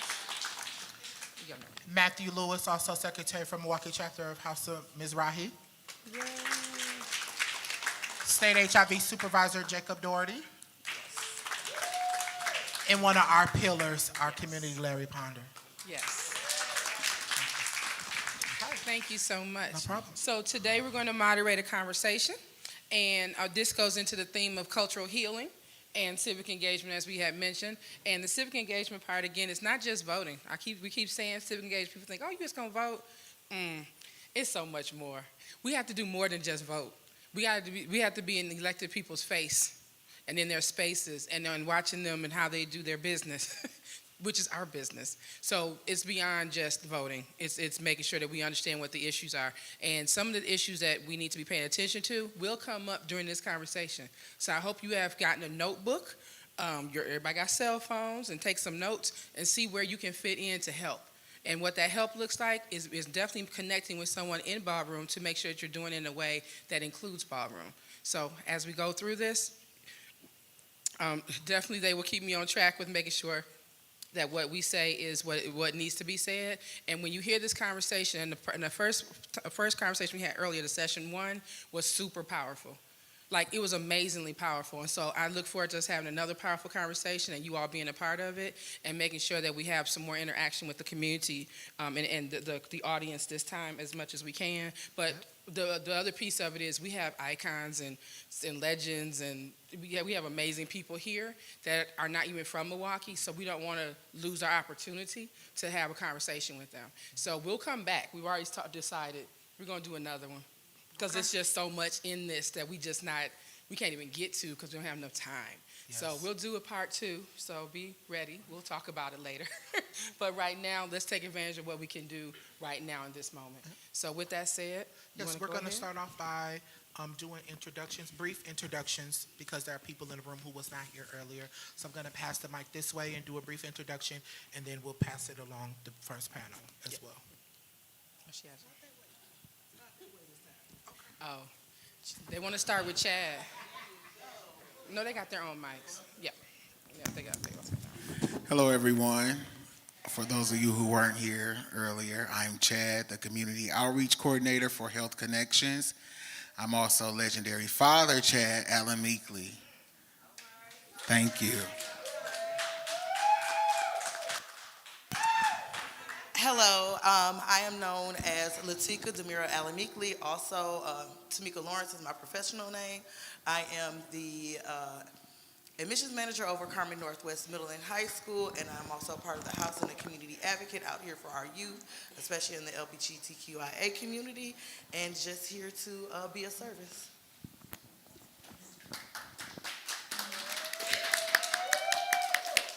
What's good? I'm Andre Mizrahi, the pioneer. Been in the ballroom scene for like 37 years.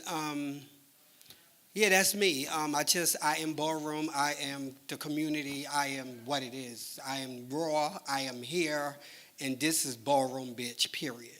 Excuse me. I am the pioneer icon, Kenny Alamikli, the first generation of Midwest ballroom.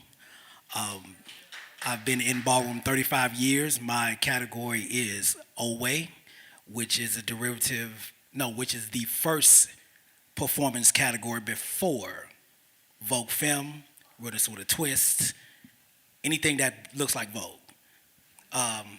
They asked us earlier about fun facts. I'm an avid game player. Well, good early evening. My name is Latoya Tinch. I am on my 6th-year venture working in community for Howard Brown Health in Chicago, Illinois. I'm the HIV TGNC coordinator for the Voices Project. And I also am the overall iconic Hall of Fame Mother of the House of Ebony. And my category is Femme Queen Realness and Big Girl Face. Can't forget the big girl face. Yes. And we'll go down to the. Oh, you want to go? You want to introduce the front?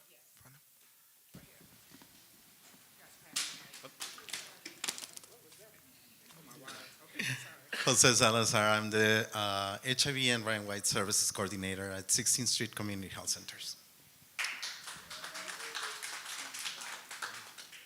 Hi, I'm Seven Lockett. I'm Prep Navigator in Community Engagement at Vibin Health. Hi, I'm Marie Sandy. I'm the director of the Institute for Systems Change and Peace Building at University of Wisconsin-Milwaukee. Matthew Lewis, Senior Program Director for Public Allies Wisconsin and Chapter Secretary for House of Mizrahi, Chapter Milwaukee. All right. Hi, everyone. I'm Jacob Doherty. I'm the HIV Prevention Unit Supervisor with the Wisconsin Department of Health Services. Glad to be here.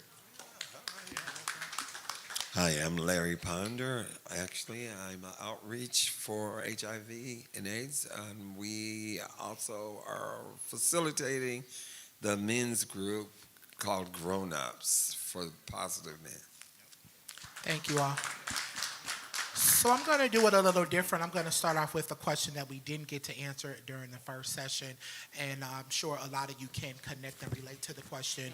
It says, what do you feel are important areas of consideration for engagement for non-ballroom agencies and other community leaders? So when you're thinking about how agencies seek to get involved, how other leaders and other agencies seek to get involved, what are some things that they should consider and think about? Well, like I said, and reiterating what I was saying earlier, is that it's very intentional that we do like a bias for a system, meaning like we want to see trans people that's leading something that has to do with trans-identified folks, or we want to see people of color, we want to see queer people to engage in spaces that you want us to, patronize. Yeah, I feel the same way too. I feel that they don't pick a lot of people in the ballroom community that do have names, that do have followers. Basically, I know you can't do all jobs that's in the organization, but put them in places where you know that you can find so many people to follow them, to trust them. So that's how I feel about it. One of the things that I was speaking about on the break is that that in the community, especially in Milwaukee, there's a drought. When I came up in the 80s and 90s, not trying to tell my age, like Walker's Point was a space that a lot of people, it started to migrate out from there. So a lot of the places that we outreach to is like the east side, the south side, there's a drought on the north side, especially on the northwest side. So we don't have outreach out there. We don't reach our youth, and we need to find out what the interests are, what their engagement is, what their interest is, how you can reach out to the youth, how you can reach out to even their parents. You need to find out where there is a desert, a drought, a need, and then find out how you can bring them in to be interested, because we're always sitting in the same space with the same people, the same faces, the same organizations, and you need to, spread your wings. You got to get those connections. You got to network and find out this person knows that person, that knows that person, but we need to get beyond the people that we're always working with at all times. So you might have to look beyond what you're normally looking at. You need to look at where are the needs and then go out and find those people, because if you're not in this space, in this room, you're not aware of all the resources that are available. Even there's so much turnover and change in these organizations also. I've been working with Diverse and Resilient for over, 10 years now, I want to say.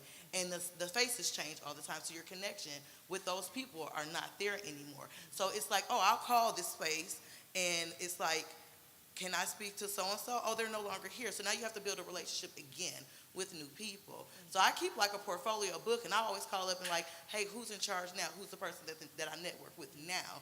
But I think that has to go on both ends. Yes, thank you for that. I will add, before we go down to here, I will add to adequately compensate leaders for their time and expertise. So, thank you. So Chad owns his own catering company, and I've literally witnessed agencies say, oh, we want you to serve 150 people, but our budget is 500. And I always feel that that's disrespectful, and I'm going to tell you why. Because you couldn't get that deal at other places to get less food. Let's go there, and less quality food. So for me, that's disrespectful. And we have sacrificed by standing on what we believe to be adequately compensated. And sometimes that has to happen. It's okay to say no, to stand for what it is. Let somebody else settle for the 500. Yeah. Because it is important for that to happen. So we can go down there too. So I'm going to speak from not my professional but my personal point of view. And as an immigrant to the United States, whenever I have been asked to participate in a panel to talk about immigration and the challenges that we face as immigrants in this country, I talk about my own personal experience. I cannot speak to the experience of another gay man who is about to turn 50, who came to the States 20 years ago, and who has lived the same life that I have lived, because our experiences have been different.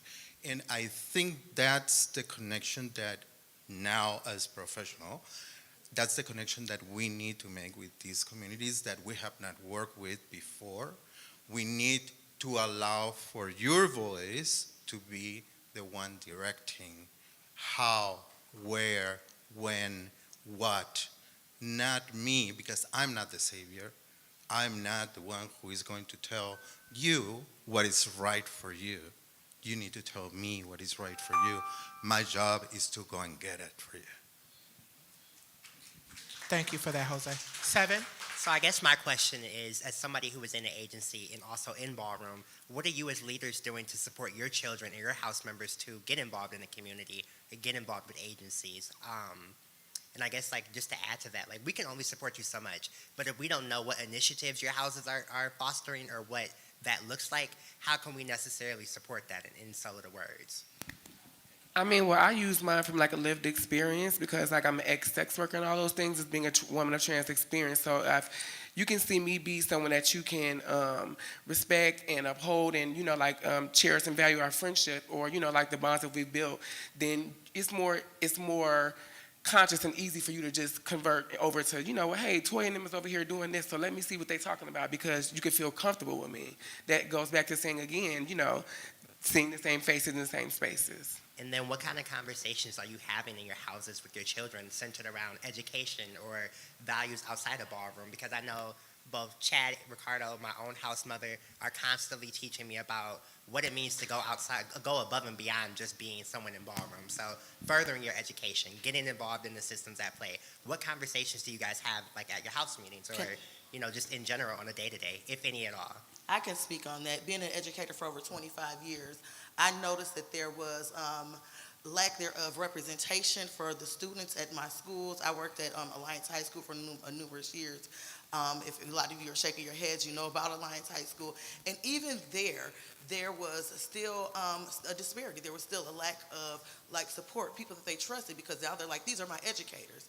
They may be straight, they may be allies, but they still don't know my struggles. Or, we have to be very careful as educators what we can discuss with our students, how much information we can disclose, how much information they can disclose to us because of confidentiality and things like that. Reporting, we're mandated reporters. So bringing in those outside entities, bringing in resources.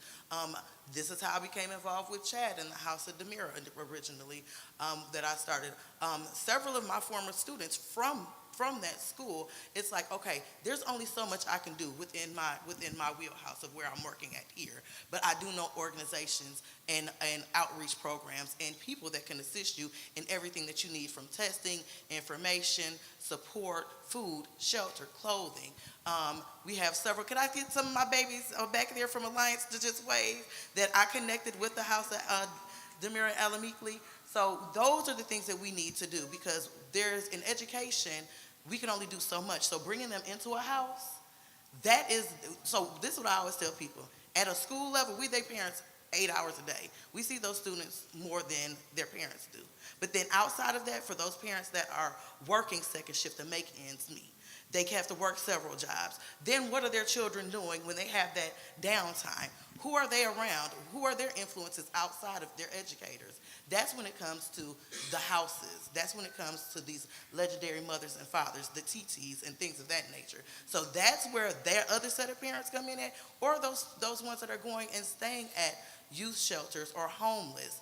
That's where the houses come into play. And then they are now truly their parents. They're pushing them to get educated. I know for a fact that if it wasn't for me dragging a couple of them across the stage, me being the mama or the auntie, and Chad being the daddy, baby, I don't know where they would be. And some of them we did that heavy lifting with, and some of them we still lifting heavy. And it's 10 years later, and I'm just like, what's going on? Some of them that I fed, they've been at my house. We working with them, and some of it's behind the scenes. A lot of the times, it might just be that conversation that they can't have with anybody else, whether you're an agency or not. It is not the letters, the numbers that you have behind your name, before your name. It's not who you're hooked up with, what agency you're with. It's sometimes particularly you as a person. And just because you have those resources and that funding behind you, that's fine. But you have to understand, you as a person makes more of a difference than anything else. Thank you, Latika. I think the other part of that conversation is perseverance. Do not allow someone to tell you what you are not. Do not allow anybody to demean your self-worth. Ballroom teaches you to persevere. It will humble through chops, through impact, and everybody on this panel has experienced a chop at some point or another. But the scenario is we always come back. We know our competition. We know what to expect. And we also teach our kids rejection, because somewhere along that line in their personal life, they were not taught how to deal with it. Ballroom teaches you that. Chad, you have something before I speak? Okay, I just wanted to say, as important as it is for us as house leaders to show up for our kids, I think it's just as important as the agencies and the CBOs are to show up for us and our kids, because you want us to trust you. You want us to come and get tested and do all that stuff, but we don't know who you are. I test my kids myself. I have test myself, and I test my kids myself, and I'm probably not supposed to be saying that, but I do that. You certified? Yeah, I'm certified, but you know what I'm saying? I do that. You better just have behind a the scene, when the CBOs and the agencies are closed and my kids are having issues, I'm testing them. So if we're not connected and y'all not showing up, y'all giving y'all dollars to somebody else instead of supporting what we're trying to do, it makes it harder for us to get them to come to stuff like this to get tested, to get into the ball for free, because everybody ain't got it. So we had to try to make an opportunity for everybody to be able to afford the luxury of the Uno ball that's coming up this Saturday. That was a plug. Thank you for that, Chuck. But yeah, I mean, just like show up. If you're giving us your dollars to do an event, show up to see what it's like. Let them see your face. Those people in the back are going to remember seeing you here. And so they might want to support something that you're doing. Or what? I'll let you test me. I saw you at the panel. And when they see But I ain't you, gonna let- when they see you, we trust you. They're gonna trust you.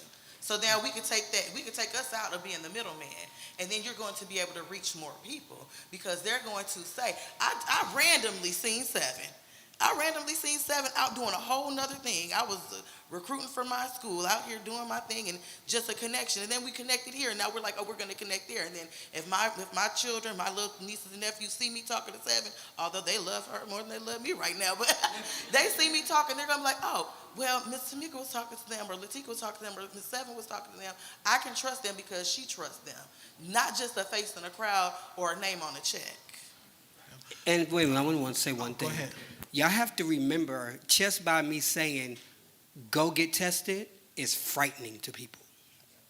It's so frightening because sometimes they might feel that they already is and don't want to face it because you don't know what their life is holding. You don't know what they've been through. You don't know what space they in. So it's really hard for anybody to trust anybody but their fathers and their mothers and the people that have been around for 20 years, 10 years, or whatever. So that's one of the major things that you need to find spaces in these organizations for people like us because we do have the followings, to bring them and to trust a face. You get it? Or y'all have to keep coming out so they can trust y'all as well.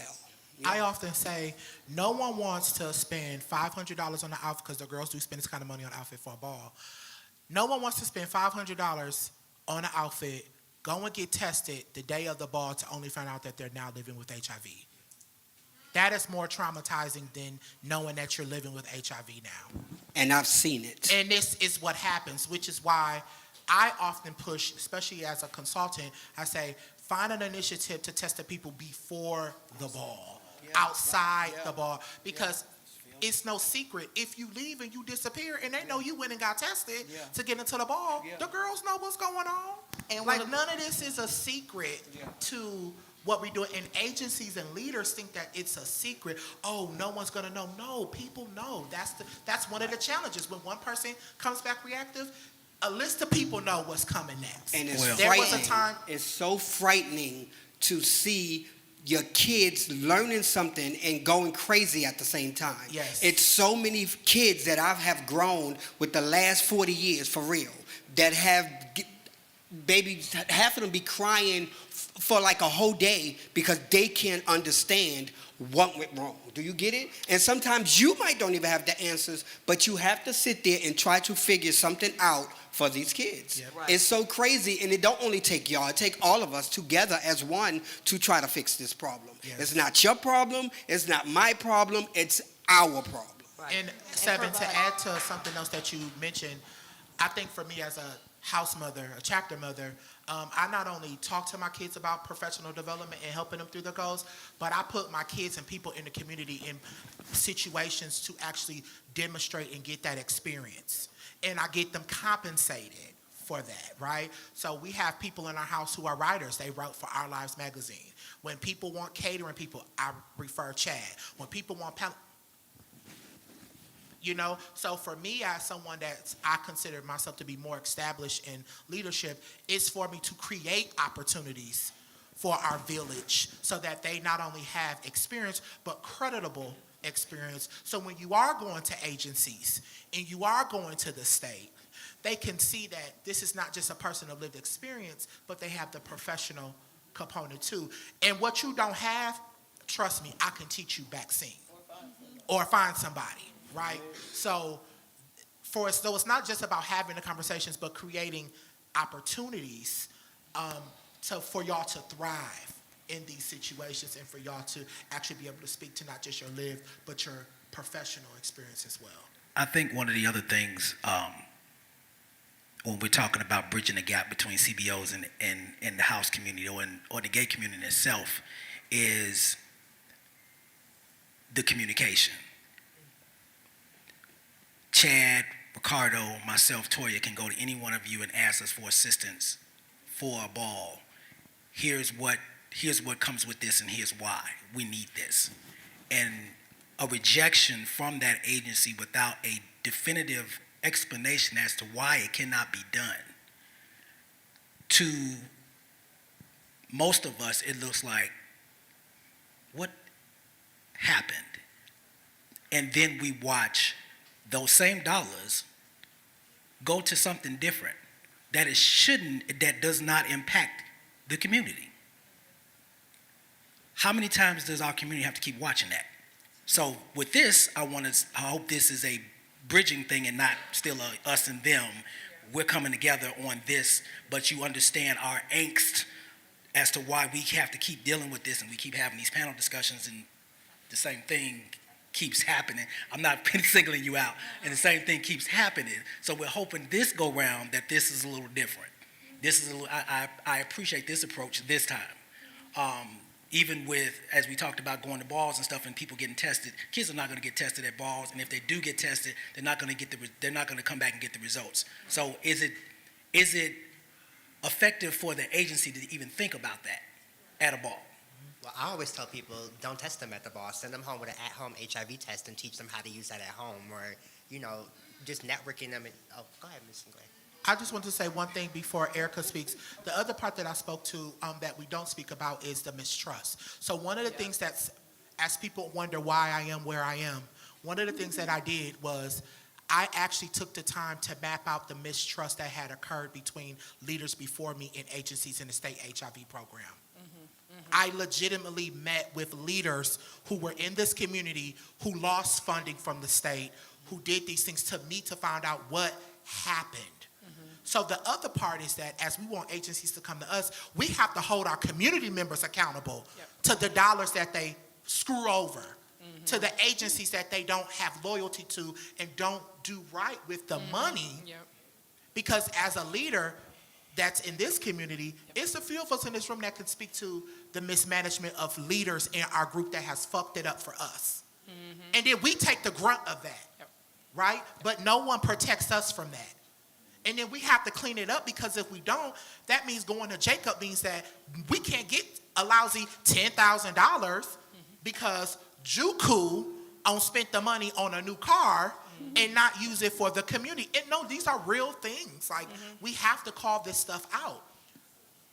We can manage 10 and 15,000, but when it comes to 30, 40, 50, 60, $70,000, it's like we get dizzy door and we don't know how to manage the money effectively, which hurts our ability to do grassroots initiatives, because then people get scared when we talk about 20, 30, 40,000, which as a person who helped manage 50 million, that's no money to me. Right. And it's no money to the agency. Right. But when we don't do it right, or there's issues that have happened, it becomes a challenge. So I think another part is, how do we hold community accountable to each other for how we show up with the dollars that agencies and foundations give us to do the work? And that can be tricky, but there's a level of accountability that we can have with each other on it. Yes, and I appreciate that, because as a 501c3 agency that works with community quite deeply on purpose, I do find myself in that position a lot, and we get audited. Like, we have to. It's a part of the agreement that we have with our funders. And with audit, we have to have paper trails, and we have to make sure that we can account for every single dime. And they do not play. And they're, looking for a reason to snatch the status. Snatch it right on up. And so we don't need that kind of pressure at all, but we have it coming from as part of our obligation. So we ask in the communities that we're trying to serve, please work with us. Please do what we ask you to do. We would not ask you to do anything unnecessarily, and we certainly wouldn't ask you to do, at least I can say for me, let me speak for myself. I know I'm not going to ask you to do anything extra, because I know you. I'm already I don't want anybody asking me to do anything extra, so I'm not doing that. But when I ask you, you must know I really need it. And I agree with about Jacob, and I appreciate your support in helping us make sure that we get stuff done. And it's like, hey, Erica, this is happening, and giving us a heads up, because we don't always have that. they'll chop you. You talking about chopping? Getting chopped. Your money cut. You don't have anything coming through, and you have staff that you pay, and you don't pay them little mizzy pennies. They make a livable wage and then some. We do enough to pay, people can save up some money. So, and we have benefits, and we fight hard to have this money. So please don't mess us up. But at the same time, we can talk about what that looks like and what that means as we continue to help professionalize and do professional development, contribute to our workforce, because we need to have succession plans as organizations. And as a house, I would love to understand what y'all do for that. And because I'm trying to understand, as agencies out here doing amazing work, intentional work, necessary work, and governments need us, communities need us, we need each other, like all the things, right? But then the succession plan doesn't happen. And so then somebody gets sick and everything goes away. And then so now there's a gap. And now who fills that gap? Whose responsibility is to fill that gap? And then who is even qualified to fill that gap? Both from the community credibility side as well as the agency compliance side. We have to understand these things all matter. And so however we do this and figure this out, we need to do it together. And I wanted to talk about the at-home test. So I'm going to say this real quick. So I did HIV work in Atlanta for 10 years. I was at CDC. I was at Emory. That's where I got my international public health. And I was in the bars. I was testing people everywhere. I was giving them condoms, condom lady. I was at memorials, services. I was probably there more than I was even at work, to be honest, because we did testing, and we also did research on vaccines. So as we were doing that work, I was in the community a lot, and it was my everyday. And I was young, I didn't have it was just me, so I just did whatever I want to, time-wise. Doing that work and coming back to Milwaukee. Milwaukee is a 9-to-5 situation. I'm running the HIV department at the health department. I didn't know that, because I'm used to Atlanta. Child. When I found out it was 9 to 5 for real, and I couldn't do what I normally do, I had to leave. But before I left, I want to just acknowledge that the organizations that you see in this space right here with us, these organizations were with me from then. Because my move was to make relationships that I couldn't do after hours, but they did after hours. So let me get with you and do what I was going to do after hours anyway. So training the workforce, training people, making those connections. And so they tested people that I couldn't even test. And they got them tested and treated and all that. And guess what? We didn't break no laws, and we got to more people. We got to be strategic. You're talking about being innovative. That's it. And the innovation was what? Communication. To your point, we communicate with each other. This is what I can't do. This is what you can do. This is what needs to happen. This is what I can do to get you there. Let's do it. And that's why we got to do this all together. That's why, again, we're having these kind of conversations, because we need to know both sides and all the sides of these stories that we got going on how we can be better at getting this work done in the community. We got to do it together, y'all. But that at-home test, I have an issue with it, because if somebody tests positive, I don't know how many people are telling somebody else what the next step is. That's my issue. And that's why, and I'm old school with the testing. We gonna talk about it. We gonna figure out what's going on. What's the game plan? And you just come back positive. And then if it doesn't, who we calling? We do all the counseling before we get into it. And then when you get done, we're gonna do all the follow up. And we're gonna make sure you have what you need at the end of the day. And so for us as agency, we have to make sure that we have those other pieces in place. It's like training somebody on a job and then turn around, there's no job on the other side of it. You're just training them for a position, but then there's no position. What's the point? And then they're going to lose trust with us, because they're like, you just getting your numbers, which would not be a lie. And so let us not be those kind of agencies. Let us be agencies that actually have something on the other side to continue the healing. And not just, you got tested, I test people, I got a positive person. Okay, so what you doing for them? Do that next, and be ready for that next. And that next needs to be a part of what you do for real. Not just a check in the box. It cannot be that. And people feel that. People feel when you're doing check in the box. I don't do that. And if we can't do it all the way, then we're not doing it. And so I need everybody else to be in that kind of headspace, because we leaving people dangling, that's dangerous. That's dangerous for them and us. People get in places like that, they can do dangerous things. You all have already spoken to that. So let us not be a part of that problem. Let us please not be a part of that problem. Matthew. Oh, sorry, thank you. I just wanted to speak to the question about what non-ballroom organizations can do. This morning we spoke about the many professional development aspects of ballroom, like what goes into planning a ball, what goes into planning a category, all those things are transferable skills that agencies should really lean into instead of expecting just a piece of paper. And then I think also in my realm, not so much in public health, but civic engagement and leadership development, how hospitable are we as organizations to Black and brown queer people, queer and trans people coming into these organizations? Because what does it say? Oh, we have someone here who fits these identity boxes, but we misgender them regularly. We pay them less than everyone else. It's an unhospitable environment. So really working on making sure that organizations are culturally competent, culturally humble to be corrected when you are wrong, when you don't know, and trusting that the community people that you're bringing in on staff can help correct you and make sure that you're serving the community in a very competent way. And I think finally it's just like the continuous learning aspect. I think sometimes an organization can be around forever. And it's like, oh, we know, we have the community trust. And that may be true. And times change, things change, cultures change. So how are you staying current? How are you staying timely? And trusting that like ballroom as an institution that is consistently evolving, consistently setting the culture, as was said earlier, can be trusted to help make sure that your trajectory is in the right direction. Thank you, Matthew. Did anyone else on the panel have anything to say? I think most of what you all said was what I was going to say anyway, and it was much better. So I just want to add, though, when from state health departments federally and locally do things like needs assessments and other things that are required for health departments to do, they need to also come back and show what are you doing, what are we doing with those needs assessments, what are we doing with those materials that we create, that we ask you all to be a part of, that we ask for your wisdom, your knowledge, to help us gather information to build services and grant opportunities. So I just think it's so important for people to keep coming back and re-showing and showing up to things like this and having these conversations, not just coming in for one question and answer session and then leaving and then saying I did my part and that's it. Thank you, Jacob. Larry? I'm just going to say that it's one thing to stir up a pot, but it's another thing to make the cake or whatever else that you're making. And that's what's so important, is because we stir it. We're almost doing, I told Jacob earlier, we're almost doing, history's repeating itself as far as I'm concerned in this whole field, because you're talking about counseling, testing, and referral. It's the stuff that was done years ago, but and now the thing is now we got to figure out a different approach to some of the same things that were already there.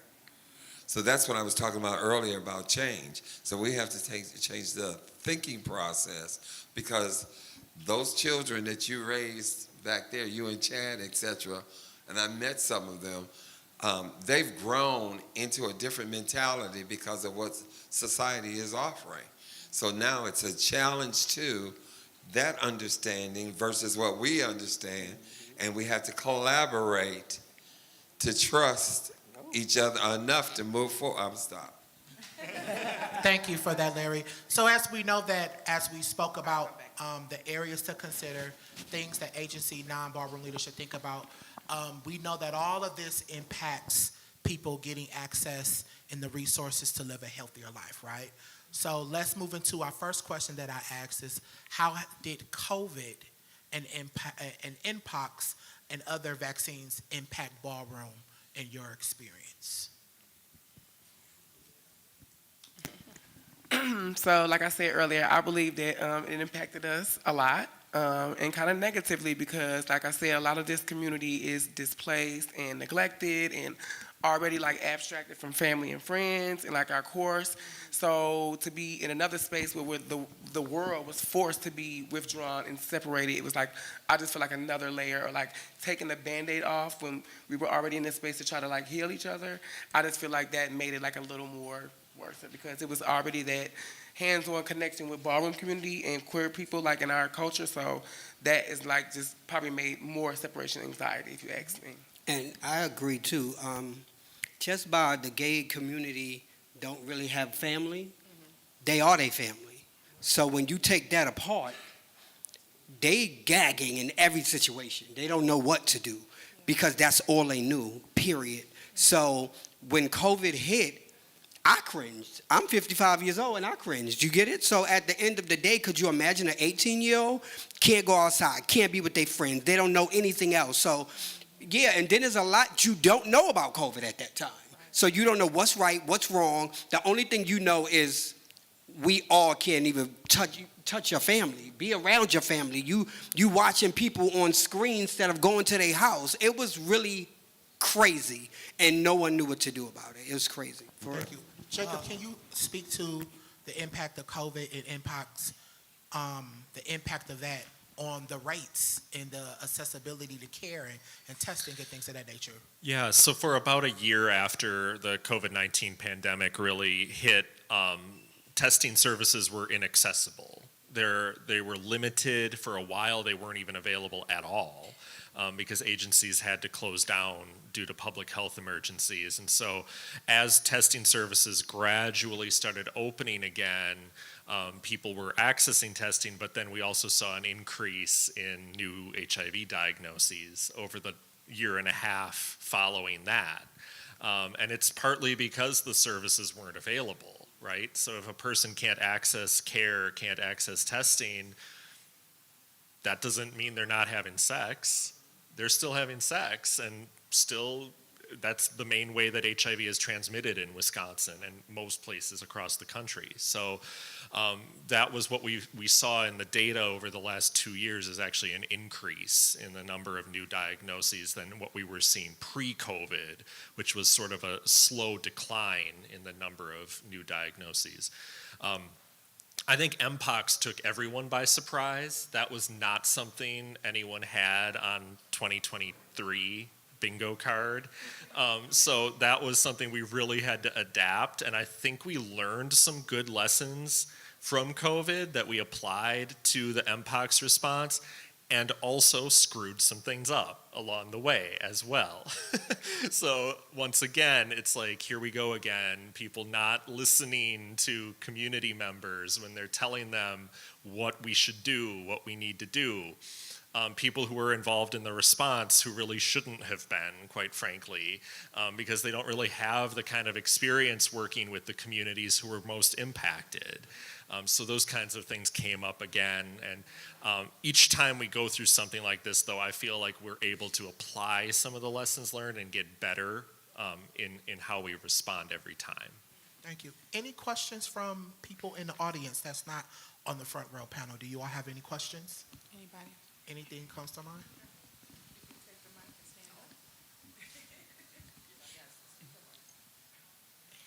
Are we still on the COVID question? Because if so, I'm out of line. It's whatever you want. Go ahead. So you talked about agencies showing up and, being able to support the ball and houses community. What about, aside from Emily, the case manager at Vivant, just Emily, a queer woman who wants to be a supporter? What can folks like us do to support your houses, to support the ball community in Milwaukee, as someone who is Milwaukee? So, like I said before, showing up and being present. Support is everything to me. Like if, for example, the balls, like I know that I'm getting support from these people for the balls that my name is on. I'm going to make sure my kids are there to support them for their balls. You can support their ball. She's actually having a ball coming up called Straight Out of the Ballroom. Another plug. But y'all can support her by sending one of the Milwaukee houses there. You know what I'm saying? That's showing up for us, helping us, because we have to raise money to pay for the tables for their event and pay an entrance fee. All of our kids, well, a lot of my kids, I'm going to speak for myself, they're not employed. They're trying to get their looks together, so I'll be like, well, y'all get this part, then I'm going to do this part. So you can show up by supporting us and helping us out with purchase the table at Straight Out of the Ballroom. I think the other part. And support, too, can come this way as well. You don't have to walk a category to join a house. You get it? You don't have to be a certain age to join a house, because you could be in the back side of it helping with, anything else they need, period, that you can help with. So anybody from 100 years old all the way down to 10 can join the house. You get it? So, yeah, that's another way to support. I think the other side to this is ballroom is always meant to be inclusive. So regardless of whether you're straight, bi, pansexual, gender nonconforming, the way we keep people in ballroom and engaged is by having people that look like yourself in ballroom. Because there may be things that we don't necessarily know and can't relate to, but you being who you are can, and you can help us navigate those new nuances. Because I'm still learning gender nonconforming, non-binary. Me too. That is it is a thing, and on the small note, we are still arguing about gender nonconforming as a realness category. It is absolutely crazy. But we like to have conversations with gender nonconforming, non-binary. There was a couple other ones too. So we understand how to navigate that into balls that we throw, so that you guys are included. When I first came out, we had straight people walking ball. We gave category to them. Now we are more. We make sure we include women, straight, bi, whatever. However they choose to identify. We include more. Trans men are starting to be very big in ballroom. Oh, that's bigger That than is everything like- right now. Trans men. They're walking they're everything. walking everything. They don't even Yup. meet their own category. They're walking against every gender. So, and to answer to your question, come to the ball, be engaging with us, and help us understand as you want to understand. And introduce yourself. When you come in, when you see the leaders, say, "Hey, my name is so and so. I work for Vivint as a case manager, but I'm here as myself today." And as you start to build those relationships with the people, then when they see you walk in, it's like, "Oh, let me introduce you to Eric, or let me introduce you to my house kids." And when we build that connection, you're going to get that respect because we have endorsed your leadership in these spaces. So it may be like, I won't even be there, and they'll see you, and they're going to be like, "Oh, no, TT introduced me to so-and-so. You good. Come sit at our table." You know? And so one of the things that I want to also say is that if you take out of, oh, we're here for a ballroom, this is a networking opportunity. You have to understand that you are bringing something to the community that you know that's what you're there for. You are an outreach program. You are a healthcare program. Whatever it is that you do, it doesn't matter. You are here to serve the community. Gay, straight, bi, pan, hetero, it doesn't matter. It doesn't matter if it's here for a ball, if it's here for educational purposes. It doesn't matter. Whatever you have to offer somebody, offer it. Just because it's at a ballroom setting, you may be reaching people that you may not have reached on a traditional level, but you're still bringing those same, if you're here to support us, you're here to support us 100% inclusively, okay? I've been in the ball scene and not in the ball scene for, I don't know, 10 years now? And a lot of my kids and my niece and nephew don't know who I am because I'm behind the scenes. I'm called for a lot of conflict resolution, for self-esteem, for networking, for putting on events. Find out what your niche is. Hey, this is what I do. If you ever need me, call me, because best believe we're going to call you. Just like if you need support with an event, you need people to come out to your event, we're going to show out. If you support us, we're going to support you.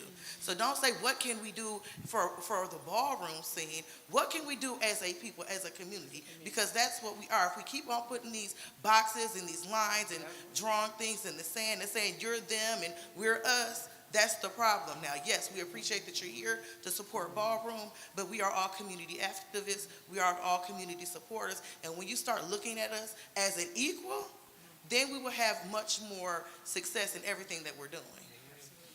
And as a nonprofit agency, guess what? Nonprofits can give to each other. So as you have resources, we can share those resources. And if we already have a good relationship with the community and you want to also join us in that, then it's nothing to say that you can just join us and be a partner in it. And we can all learn together. These are the kind of things that are non-traditional, but that are really practical and legal. and it allows us to do more to be able to serve the community together. So you have resources I don't have and vice versa. And I might have relationships that you don't have. And we need to be smarter about working that together.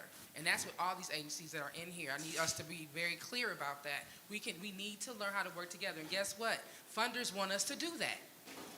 They really want us to work together. We really have to figure this out, and figure it out soon before somebody get shot. Yeah. So really quick, and I'm going to stand because it feels really weird that I'm giving like the back over there, and I cannot see your faces. Think 1981, right? The AIDS epidemic hits. Who is it killing? Gay men. Who came over to the rescue? Lesbians, right? When they were historically separated. And there was historically, and I think, I don't pretend to know anything about the house culture. And I don't pretend to know anything about the ball culture. But for what I have seen and what I have learned here and there, this is a culture that is actually bringing all these communities that historically have not been together and give them the opportunity to express themselves. And I think there is where we can come in as agencies, and I appreciate, Erica, what you're saying. And I think many CEOs and presidents of organizations like you need to learn that Health Connections and 16th Street and Vivint Health and Planned Parenthood are not competitors. We are working for the same cause. Why do we have to compete against each other? Why aren't we working together? I just want to say something real quick. I think a lot of times we abuse the word collaboration and partnership. I think it's okay to network with an organization. I think it's okay to cooperate with an organization. I think it's okay to coordinate with an organization. How I define partnership and collaboration might not be the capacity of the organization that needs to do it. But what matters to me is that when my child needs to get linked into care, that I can call someone at Vivint and make sure that happens. That's not collaborating. That's coordinating. That's connecting someone to a resource so that they can live a healthier life. See, I feel like we got it all mixed up. Everybody not meant to throw a ball. Everybody's not meant to serve black and brown people, but you may have resources and capacities to help them move their lives forward. Everybody's not meant to do HIV testing. That's why we see the numbers that we see in our city, right? But what is your true capacity and ability to engage people authentically and not go with the social norm? I think it's okay to say, I might not collaborate with 16th, but I can coordinate. We have Spanish-speaking people in the community.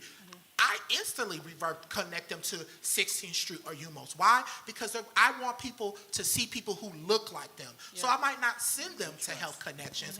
But when it comes to trans health services, I don't care what language they speak. I do connect them to Health Connections because they're known as one of the most comprehensive agencies in this state to serve people of trans experience. We have to know our resources and who's capable of what. That doesn't always come with collaboration, and I think that that's okay. We have to know what lane to be in and know where we want to go and know what that looks like when we have achieved that. To me, that's how we better the services and the lives of others in the community. So I just want to say that because I just think we always want to say collaboration and partnering, but like you have to network and cooperate and coordinate before you even get to those things, and that's where agencies mess up. Oh, we want to partner with you. First of all, I know nothing about you, and what I do know, you haven't done right. So what we gonna do? What we doing? You know? We gotta fix it. And that can't be a dollar sign. Time, trust, and turf. It took time for us to convince Jacob that we could do this as leaders so he can protect us and defend us at the table with people who saying we're not giving money to just an individual. And we knew what came with that. We knew and Jacob knew one wrong move, it was over for us. But that's what came with what we wanted to do, right? So growing pains, time, trust, and turf. So now we have turf where when we call Kenny, he gonna answer sometimes. We call Jacob, he gonna answer. We call Andre, we call Toya, they're gonna show up for us because we built that time, trust, and turf. That's what has to happen. You wanna be able to go into a space and test people, you have to have the turf and the trust and the time. You wanna get an icon who gonna give up their time to come here to talk to you, it's the turf. She don't have to be here. And it's not the money because she gonna make her money. That's how you know people care. Same thing for Kenny and Aunt. They're all entrepreneurs. They just don't do ballroom. So time, trust, and turf. And understanding what collaborative partnerships for working together looks like effectively. Absolutely. Thank you so much. And we're about to start wrapping up because we're at time at 4:30. But I do want to make sure that you all remember FAN, February, April, August, and November. You must vote. Go to wisconsin.gov, vote.wi.gov for Wisconsin. I don't know where it is, anywhere else, I'm sorry. But go and find out what your ballot should look like, are you registered, all the things to make sure you can do that. We need your voice, we need you. We need everybody in this fight, always. I don't care if it's the dog catcher. We need everybody in this fight at all times. The other piece of it is, and I will say this, my son he's always went voting with me. He will call, he lives in Indiana now. He still calls me and be like, Ma, it's voting day. He knows at 16, and he still cares about it. But it's important because all his life, he's always gone with me to vote.